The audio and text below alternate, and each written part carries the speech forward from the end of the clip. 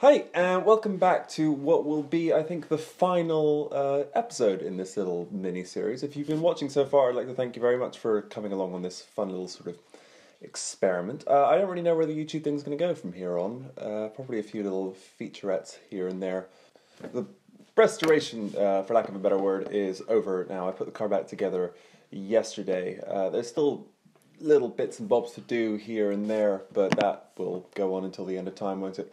So finally, I want to tackle the most egregious sort of part of the bodywork for me, which was that whole sort of front frame around the bulkhead had gone rotten. You might have noticed it in photos in the last couple of months that there are these kind of spots of grey primer on either side of the hinge.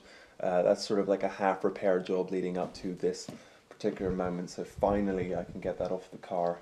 On top of that, the hinge, as they often are on 2CVs, was in a really sorry state of repair. As well as a few little bits of rot had set in here and there. This what I'm attempting here isn't necessarily going to be a permanent job, I think. My real sort of endgame fantasy with all this is to go into a specialist and get all of that front metalwork replaced properly with new stamped panels. But for now, I think we're just going to repair it as best as we can. The very first thing to do was to strip back the hinge with the wire brush attachment on the angle grinder, which is about as aggressive a way as you can do that, and chase up the little details with the Dremel. Did the job very well, but in doing that I sort of exposed these little holes just behind the hinge in the metalwork that I sort of expected to find. I was getting leaks into the car whenever it rained from places I couldn't really quite access, and now I sort of know that moisture was getting underneath the filler and into little cracks and making its way through those holes and into the cabin. So what we're going to do is douse that over with some filler. Not really my first port of call. I don't really have the expertise or the equipment to weld it properly. That's what I would say would be a proper job. I mean, sort of philosophically I disagree, I guess, with using too much filler, because in my mind a car is made of metal and not sort of papier-mâché. But this will sort of suffice as a sort of 5-year fix until I can spend the money getting it done properly.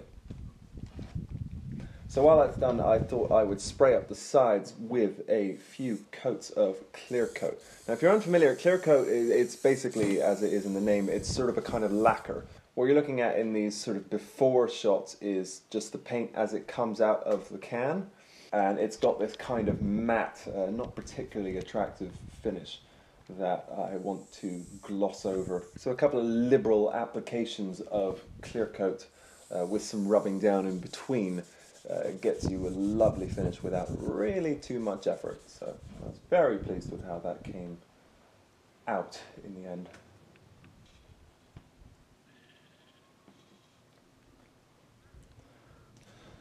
So now all the filler is sorted out around the front sort of bulkhead frame. I can hit that with some primer. Of course, it's worth bearing in mind that this is edited down. You really want to take your time with this. I think I probably used about 4 or 5 coats to get the result that I did, and that takes time. There's no way around that. First little coat over the primer was some stone chip paint. It's a very durable sort of finish. The hinge goes through quite a lot of stress during its life, and I want to give it something that's going to stand up to the task. But of course, stone chip doesn't really make for that beautiful of a finish, so over the top of that we're going with our ordinary white paint.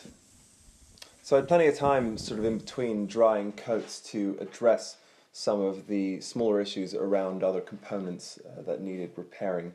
So what you're looking at here is a little bit of paint chipped off of the edge of the bonnet, and then some rust forming on the tops of the front doors. Quite obvious to sort of understand how these would have been formed. See, the windows in a 2CV, if you're unfamiliar, sort of fold up, and when you close them they slam down into the paint, and every time they scratch a little bit off. Quick little speed up of the edge of the bonnet. It's quite a flat panel, so I had no qualms with using the electric sander on this one. Took no time at all. Chase the job of the electric sander with a piece of wet and dry by hand, of course, followed by primer, colour, and of course clear coat.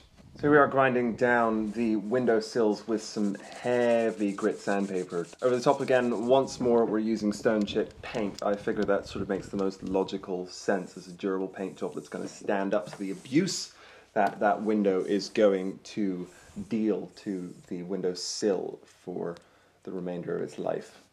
Of course, this is the sort of small job stage of any restoration where you're just left with a million little bits and bobs at the end that you sort of forgot to do along the way. So I'm just doing a quick change of the gearbox oil, and what you're going to see here is the dodgiest solution, I think, to getting gearbox oil into a 2cv. I improvised a tool by sort of splitting a hose open at the end and then prying it open with a couple of sticks clamped together. And at first, I was losing so much oil, it was just dripping everywhere. So quick thinking, I sort of improvised a funnel around the edge of the bottle with some masking tape, and you may laugh, but this got the job done just right. Just finishing up now, polishing the disassembled components of the car before final reassembly.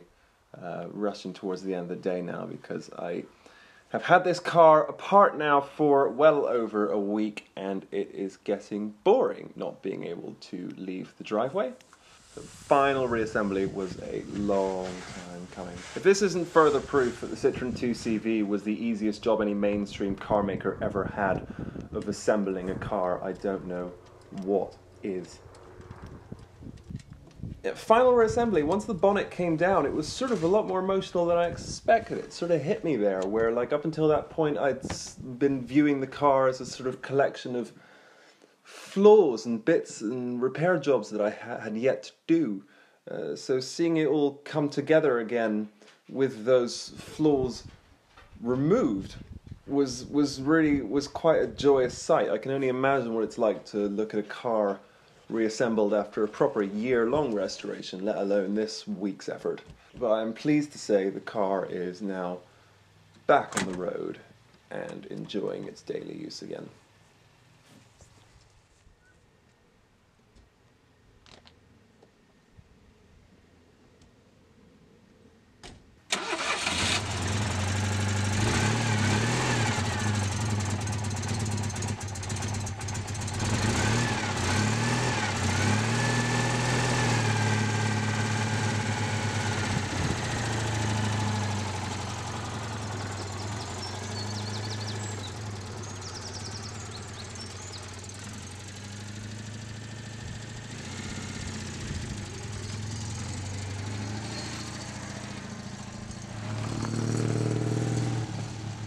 So by the time this video is uploaded, I will be back in London, of course.